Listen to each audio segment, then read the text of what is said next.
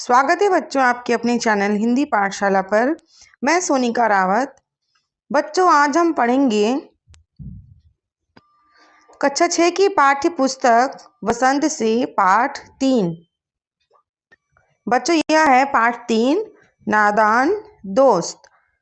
बच्चों यह पाठ जो है नादान दोस्त यह हिंदी साहित्य के गद्य खंड से आती है। इसकी विधा जो है कहानी है और इसके लेखक हैं मुंशी प्रेमचंद जी। तो आइए बच्चों पढ़ते हैं यह कहानी। पूरी कहानी को पढ़ने के लिए वीडियो को स्किप ना करें, वीडियो को पूरा देखें और शब्दार्थों के साथ इस कहानी को पढ़ें। केशव के घर कार्निस के ऊपर एक चिड़िया ने अंडे दिए थे। केशव और उसकी बहन श्यामा दोनों बड़े ध्यान से चिड़िया को वहां आते जाते देखा करते। सवेरे दोनों आंखें मलते मलते कार्निस के सामने पहुंच जाते और चिड़िया दोनों को वहां बैठा पाते। कार्निस क्या होता है बच्चों?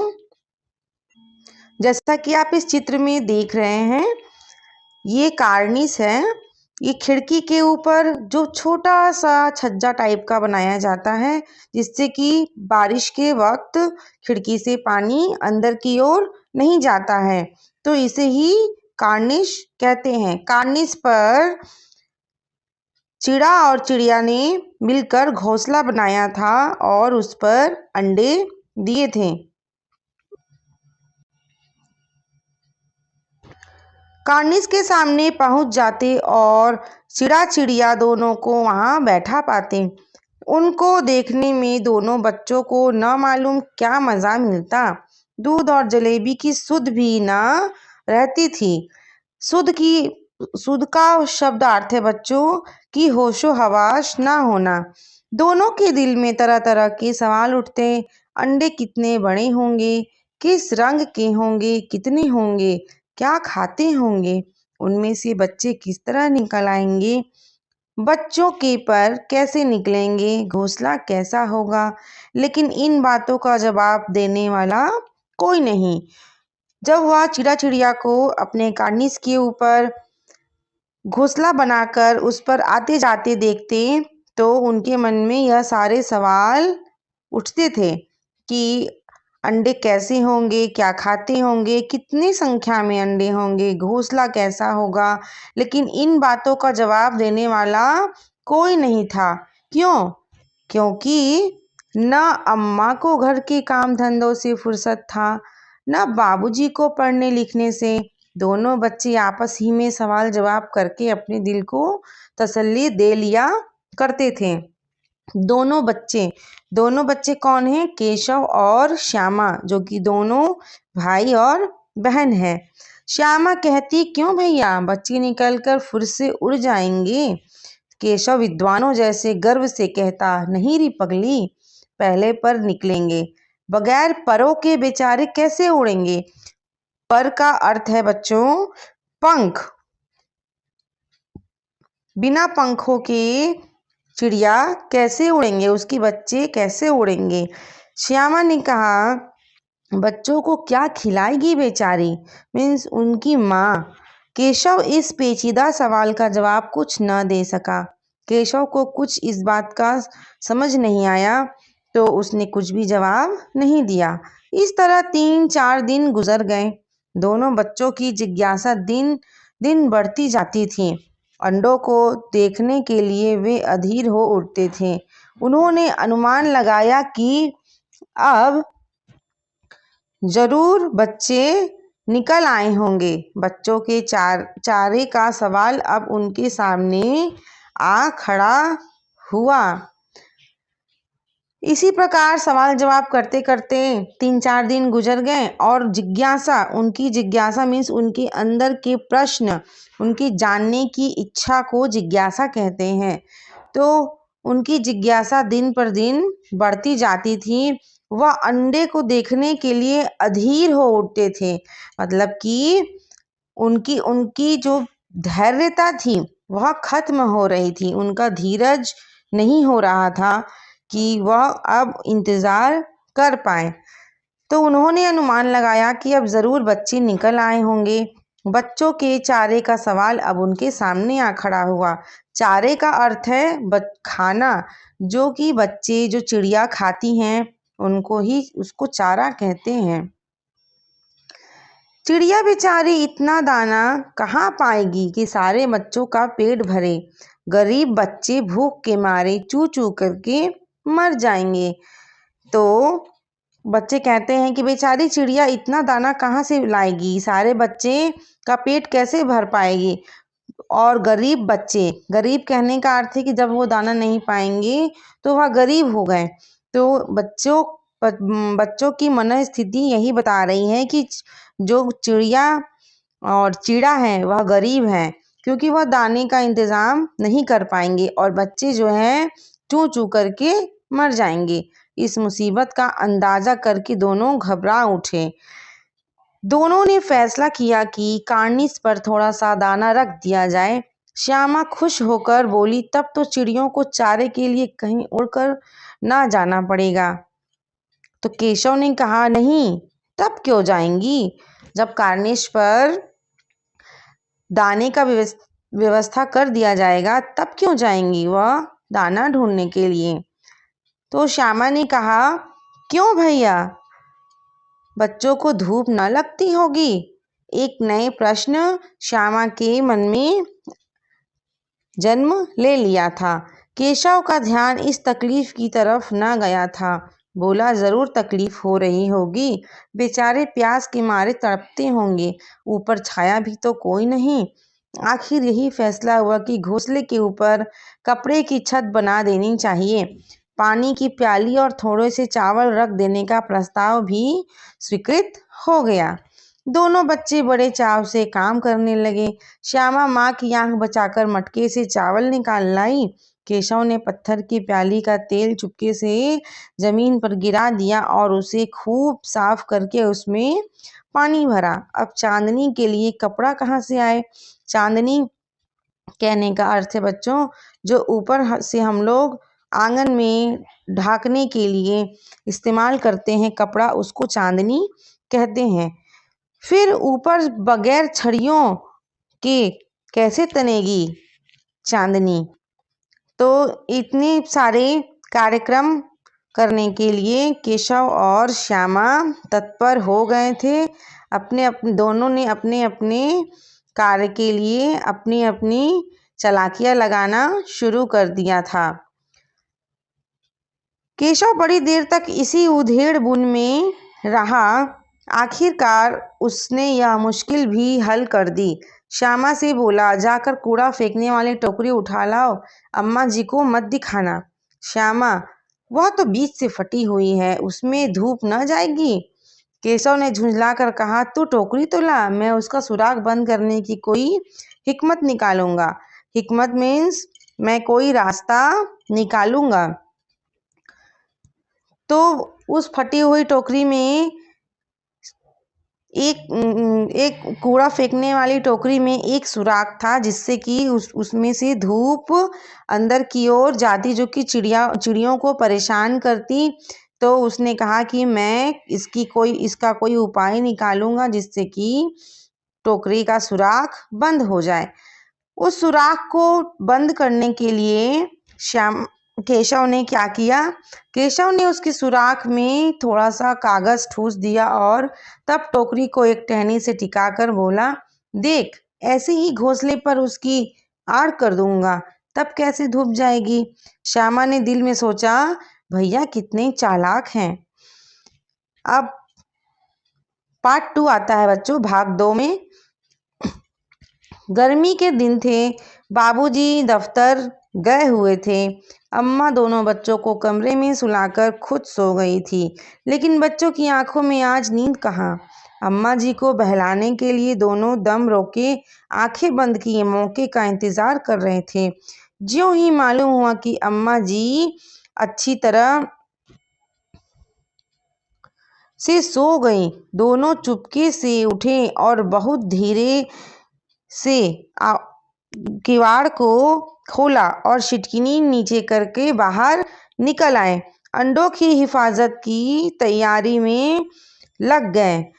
केशव कमरे से एक स्टूल उठा लाया, लेकिन जब उसे काम न चला तो नहाने की चौकी लाकर उसके नीचे लगा दिया। भाग 2 में क्या बताया जा रहा है बच्चों कि गर्मी का दिन था, बाबूजी दफ्तर गए हुए थे, अम्मा जो है दोनों बच्चों को कमरे में सुला रही थी लेकिन खुद सो गई थी। बच्चों की आंखों में नींद नहीं थी क्योंकि उन्हें तो प्रबंध करना था चिड़ियों के अंडों का, जिससे कि उसमें धूप ना जा सके और चिड़ियों को चारा मिल सके। तो चिड़ियों के चारे के लिए और अंडे में धूप न जाने का प्रबंध उन्हें करना था, इसलिए उन्हें नींद आ नहीं रही थी। अम्मा जी को बहलाने के लिए दोनों दम रोके। दम रोके का अर्थ है सांस रोकना, जिससे लगे कि हाँ कोई इंसान सो गया है, और आंखें बंद किए थे। जैसे लग रहा था कि दोनों बच्चे सो गए, लेकिन वो क्या कर रहे थे, मौके का इंतजार कि वह कब उठें और बाहर जाएं और अपनी सारी तैयारियों को अंजाम दे पाएं। तो जब उन्होंने नहाने की चौकी लाकर स्टूल के नीचे रखी और डरते डरते स्टूल पर चढ़ा, श्यामा दोनों हाथों से स्टूल पकड़े हुए थी। स्टूल चारों टांगे बराबर न होने के कारण जिस तरफ ज्यादा दबाव पाता था, जरा सा हिल जाता था। उस वक्त केशव को कितनी तकलीफ उठानी पड़ती थी, यह उसी का दिल जानता था। दोनों हाथों से कार्निस पकड़ लेता और श्यामा को दबी आवाज से डांटता, अच्छी तरह पकड़। तो केशव ने बहुत सारे परेशानियों का सामना किया। कार्निस पर दाना और धूप ना जाने के प्रबंध करने के लिए उसने कहा श्यामा से कि कस के पकड़, वरना मैं गिर जाऊंगा और अगर उतरा तो तुम्हें बहुत मारूंगा। मगर बेचारी श्यामा का दिल तो ऊपर कार्निश पर था। बार बार उसका ध्यान उधर चला जाता और हाथ ढीले पड़ जाते। जब उसका ध्यान मेज पर से ऊपर की ओर चला जाता कार्निस पर, तब उसके जो हाथ की मजबूती है वह ढीली पड़ जाती थी। केशव ने ज्यों ही कार्निस पर हाथ रखा, दोनों चिड़िया उड़ गईं। केशव ने देखा कार्निस पर थोड़े तिनके बिछे हुए हैं और उन पर 3 अंडे पड़े हैं। जैसे घोंसले उसने पेड़ों पर देखे थे, वैसा कोई घोंसला नहीं है। श्यामा ने नीचे से पूछा, कै बच्चे हैं भैया? केशव ने कहा, 3 अंडे हैं, अभी बच्चे नहीं निकले। श्यामा ने कहा, जरा हमें दिखा दो भैया, कितने बड़े हैं? केशव ने कहा, दिखा दूंगा, पहले जरा चीथड़े ले आ, नीचे बिछा दूं, बेचारे अंडे तिनकों पर पड़े हैं। श्यामा दौड़कर अपनी पुरानी धोती फाड़कर एक टुकड़ा लाई। केशव ने झुककर कपड़ा ले लिया। उसकी कई तह करके उसने एक गद्दी बनाई और उसे तिनकों पर बिछाकर तीनों अंडे धीरे से उस पर रख दिए। श्यामा ने फिर कहा, हमको भी दिखा दो भैया। केशव ने कहा, दिखा दूंगा, पहले जरा वह टोकरी तो दे दो, ऊपर छाया कर दूं। श्यामा ने टोकरी नीचे से थमा दी और बोली, अब तुम उतर आओ, मैं भी तो देखूं। केशव ने टोकरी को एक टहनी से टिका कर कहा, जा दाना और पानी की प्याली ले आ, मैं उतर आऊं तो तुझे दिखा दूंगा। श्यामा प्याली और चावल भी लाई। केशव ने टोकरी के नीचे दोनों चीजें रख दी और आहिस्ता से उतर आया। श्यामा ने गिड़गिड़ा कर कहा, अब हमको भी चढ़ा दो भैया। केशव ने कहा, तू गिर पड़ेगी। श्यामा ने फिर से कहा, ना गिरूंगी भैया, तुम नीचे से पकड़े रहना। केशव ने कहा, ना भैया, तू कहीं गिर पड़ी तो अम्मा जी मेरी चटनी ही कर डालेंगी, कहेंगी कि तूने ही चढ़ाया था। क्या करेगी देखकर?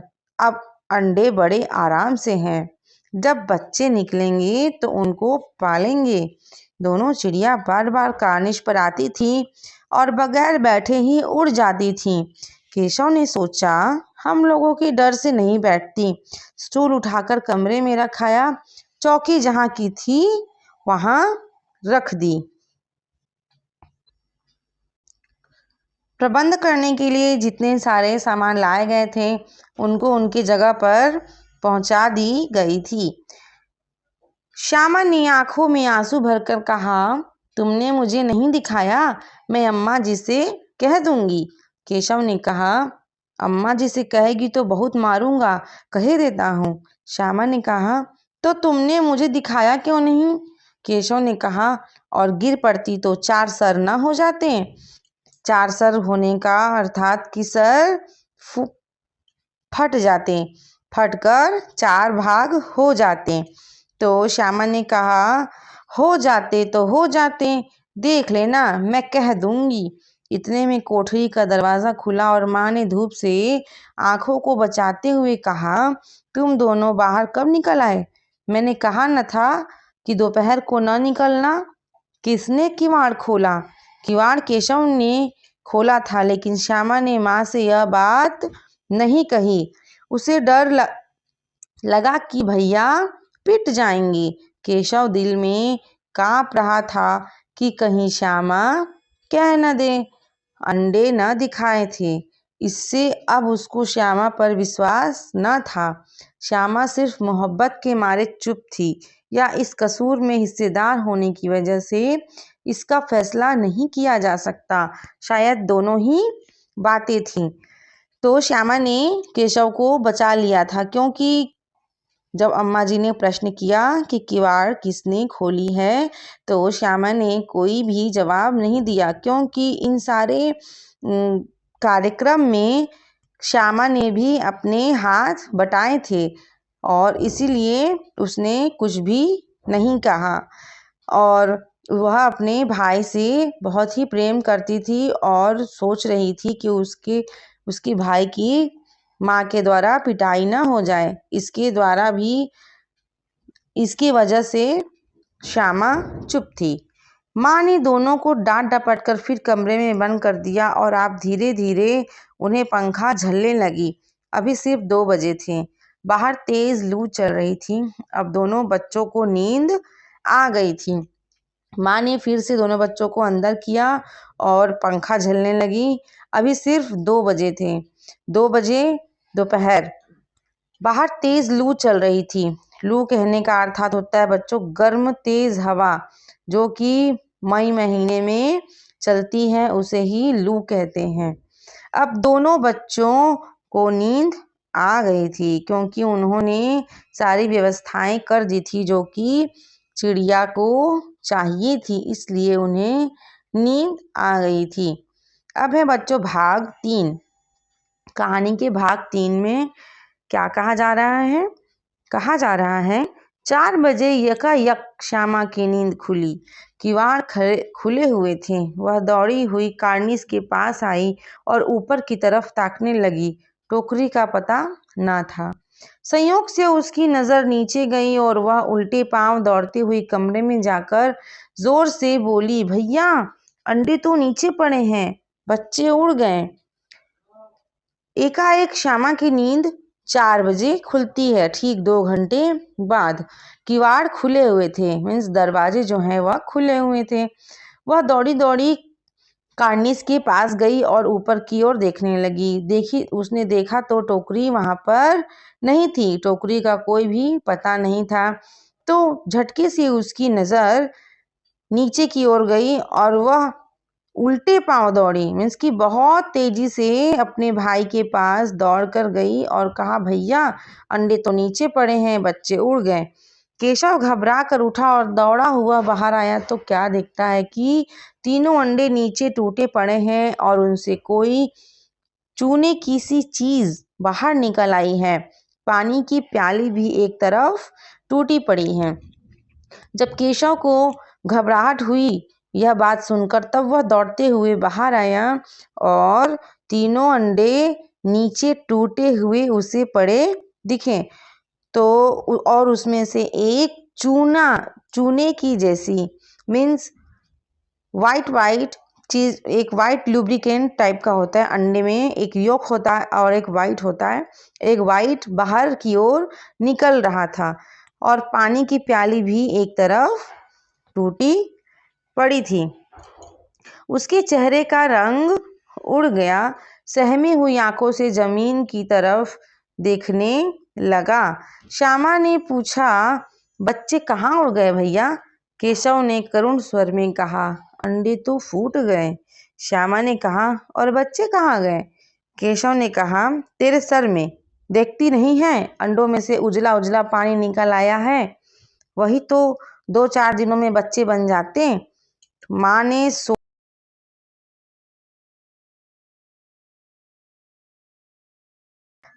सोटी हाथ में लिए हुए पूछा। सोटी का अर्थात है बच्चों एक पतली सी छड़ी जिससे कि बच्चों की पिटाई की जाती है।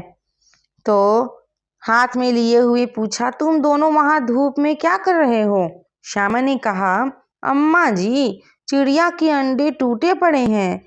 माँ ने आकर टूटे हुए अंडे को देखा और गुस्से से बोली, तुम लोगों ने अंडों को छुआ होगा। अब तो श्यामा को भैया पर जरा भी तरस न आया। उसी ने शायद अंडों को इस तरह रख दिया कि वह नीचे गिर पड़े। इसकी उसे सजा मिलनी चाहिए। बोली, इन्होंने अंडे को छेड़ा था अम्मा जी। अब श्यामा ने मन ही मन सोचा कि भैया की ही गलती है, अब इन्हें सजा मिलनी चाहिए क्योंकि इन्होंने अंडे को सही तरीके से नहीं रखा होगा।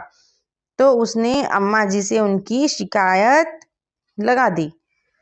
माँ ने केशव से पूछा, क्यों रे? केशव भीगी बिल्ली बना खड़ा रहा। माँ ने कहा, तू वहां पहुंचा कैसे? अब केशव को कुछ समझ में नहीं आ रहा था क्योंकि श्यामा ने उसकी शिकायत लगा दी थी, इसलिए वह भीगी बिल्ली जैसा खड़ा रहा। मतलब कि जब बिल्ली भीग जाती है तो वह दौड़ नहीं पाती है, बिल्कुल एक जगह खड़ी हो जाती है। उसी प्रकार केशव भी भीगी बिल्ली मीन्स डर कर खड़ा हो गया। माँ, तू वहां पहुंचा कैसे? माँ ने पूछा कि तू वहां पहुंचा कैसे? तो श्यामा ने कहा, चौकी पर स्टूल रख कर चढ़े अम्मा जी। उसने कहा कि चौकी पर स्टूल रखा तब वहां तक पहुंचा। केशव ने कहा, तू स्टूल थामे नहीं खड़ी थी? श्यामा ने कहा, तुम्ही ने तो कहा था। माँ, तू इतना बड़ा हुआ, तुझे अभी इतना भी नहीं मालूम कि छूने से चिड़ियों के अंडे गंदे हो जाते हैं? चिड़िया फिर उन्हें नहीं सेती। सेती का अर्थात होता है कि कोई भी पक्षी अपने अंडों को अपने शरीर की गर्माहट देकर उसमें अपने बच्चों को पैदा करता है, उसको ही सेना कहते हैं। तब चिड़िया फिर उन्हें नहीं सेती। श्यामा ने डरते डरते पूछा, तो क्या चिड़िया ने अंडे गिरा दिए हैं अम्मा जी? तो माँ ने कहा, और क्या करती? केशव के सिर इसका पाप पड़ेगा। हाय हाय, 3 जाने ले ली दुष्ट ने। केशव रोनी सूरत बनाकर बोला, मैंने तो सिर्फ अंडों को गद्दी पर रख दिया था अम्मा जी। माँ को हंसी आ गई, मगर केशव को कई दिनों तक अपनी गलती पर अफसोस होता रहा। अंडों की हिफाजत करने के जोग में उसने उसका सत्यानाश कर डाला। इसे याद कर वह कभी कभी रो पड़ता था। दोनों चिड़िया वहां फिर न दिखाई दी। तो बच्चों, यह कहानी जो है प्रेमचंद्र जी द्वारा, मुंशी प्रेमचंद्र जी द्वारा लिखी गई है। और बच्चों, इस कहानी का सार यही है कि हमें जब तक किसी के बारे में कुछ भी अच्छे से ना पता हो तो उसके बीच में हाथ नहीं लगाना चाहिए, टांग नहीं अड़ाना चाहिए, जिससे कि उसका बना हुआ काम भी बिगड़ जाए। तो बच्चों, इस पाठ को आप अच्छे से पढ़ें और इसके सभी शब्दार्थ को याद कर लें। मिलते हैं नेक्स्ट वीडियो पार्ट 2 वीडियो में, जिसमें कि हम लोग करेंगे इस पाठ के प्रश्न एवं उत्तर और अभ्यास कार्य। तब तक के लिए बाय बाय बच्चों, and don't forget to subscribe my channel. Thank you बच्चों, बाय बाय।